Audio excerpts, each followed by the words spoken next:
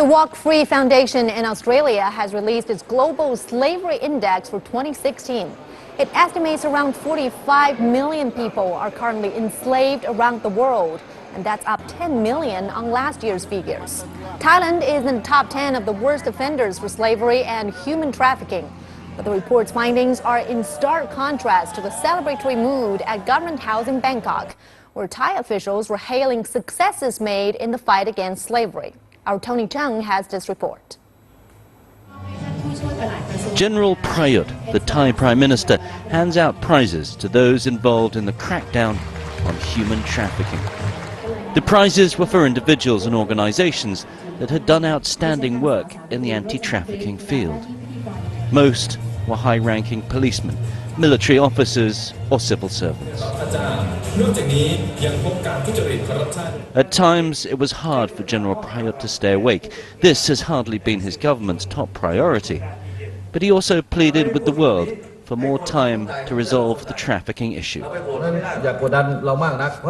Don't put too much pressure on us. We're trying to do this for Thailand, for neighboring countries, and for all other countries too.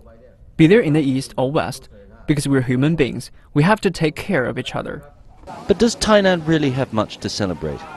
A ban on Thai seafood is still hanging over the fishing industry after it was found that slavery is common in processing plants and on fishing boats. The European Union has deferred a decision on the ban, but it has also made it clear that the current reforms are not enough. And the world was shocked last year when the conditions of Rohingya refugees fleeing persecution in Myanmar was revealed. Jungle camps where inmates were beaten and starved, the unlucky ones tossed into mass graves. Arrests were made, including several high-level military officers, but prosecutions have been rare, and the human trafficking continues, albeit along different routes. And the Thai government has done little to stop trafficking in other areas, especially those right under its nose.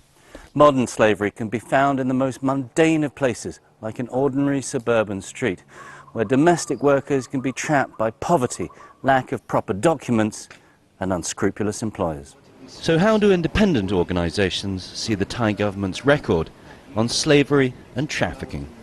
People being trafficked, for example, in the fishing industry and in other situations of exploitation. So it's still an enormous problem here in Thailand. There's still a huge amount of work for the authorities to do, and I think it would be premature for the authorities to be patting themselves on the back at this point. But that self-congratulation was much in evidence on Monday. Officers and civil servants taking smiling selfies at Government House. The anti-traffickers even have a beaming mascot. That'll be small consolation to the hundreds of thousands of men, women and children currently living in slavery across Thailand. Tony Cheng, CCTV, Bangkok.